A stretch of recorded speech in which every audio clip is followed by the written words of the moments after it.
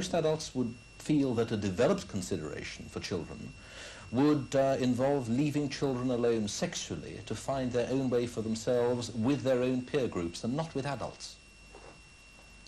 Yes, I would be all in favour of children finding their own way sexually, but I think also that adults have a part to play, because children are one part of the whole society. It isn't the society where we separate children from adults. What do you feel? I feel that P.I.E. is not a procurement agency for children, never has been and never will be. Our political objectives include developing a society where children are given a much higher status than today, where they are recognised as individuals in their own right, and this includes recognising their right to certain sexual freedoms whilst protecting them from the kind of criminal assaults which took place in Brighton. But surely it's a question of recognising children's maturity, and how can you have an equal relationship, which is what I take a mature sexual relationship to be, between an adult and a child who is not mature in body, in mind, or personal awareness? It has to be unequal.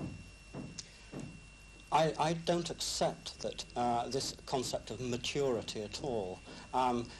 Adults, for instance, aren't necessarily mature. It's a long process. Well, I take it for granted that no adult is probably ever mature, but nevertheless, my state of maturity, or your state of maturity, is clearly different from that of a child of 12. How can there be an equal relationship which allows of sex, which is usually a shocking experience for everybody at some time or another? How can you allow of an equal relationship between two people so unequally positioned at the starting off point? Well, I don't accept that sex is a spontaneously shocking experience. But I'm saying, at some stage or other, there is an element of shock in sex. Not if children are properly educated about sex, and it's an obligation on society to see that children are given a far more comprehensive sexual education from a far earlier age. But in that case, they find it out, they discover this with people of their own age and in their own time. And it is the question of inequality, which I come back to, which I think you haven't answered.